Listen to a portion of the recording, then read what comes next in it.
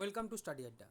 আজকে আমি আলোচনা করব ডাব্লিউপি যে জেল পুলিশ বেরিয়েছিল, সেই জেল পুলিশের এক্সাম ডেট ঘোষণা হয়ে গেছে। হ্যাঁ, এক্সাম ডেট সত্যি করেই ঘোষণা হয়েছে। তো এক্সাম ডেট কবে সেটা জানার জন্য পুরো ভিডিওটা দেখবেন, একটু স্কিপ করবেন না। স্কিপ করলে কিন্তু খবরটা পাবেন না যে পরীক্ষা কবে হবে।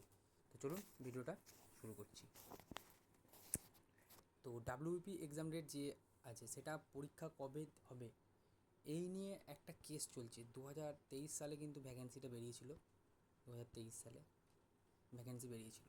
তো পরীক্ষা কবে হবে এখনও পর্যন্ত কিন্তু ঘোষণা করেনি।